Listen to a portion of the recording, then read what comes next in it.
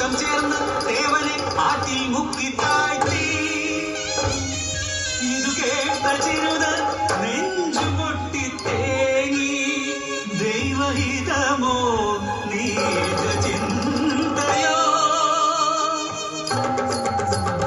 ഒളികണ്ണ തമ്പ്രാനെ വിളിച്ചു. അവൾ പകയോടെ ചിരിതൂറി നിന്നു. കൊതിയോടെ തമ്പ്രാൻ അരികിലെത്തി. കയ്യിൽ കരുതിയ അരിവാളുമായി തമ്പ്രാനെ ആഞ്ഞുവെട്ടി. പിടയുന്ന തമ്പ്രാനെ മതിമറന്നവൾ അവയോടെ നോക്കി നിന്നു. പ്രതികാരം തീർത്തവൾ പടിയിറങ്ങി. തമ്പ്രാന്റെ കൂട്ടാളർ തേടിയലഞ്ഞു.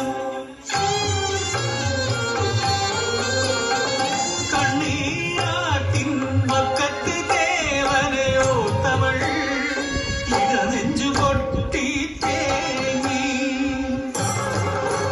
പടയോടെ വന്നവർ കടന്നു പിടിച്ചു. ക്രൂരമായി മർദ്ദിച്ചവളെ ഒരു കയറാൻ ആ മാവിൻ കൊമ്പത്ത് അവളെ കെട്ടി തൂക്കിയിട്ടു.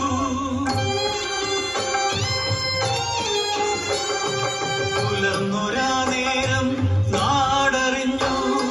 ചിരുത പെണ്ണ് തൂങ്ങിയെന്ന്.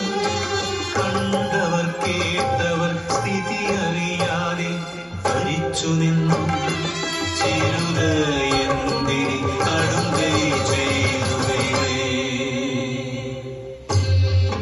ലാലേ, ലാലേ, ലാലേ, ലാലേ.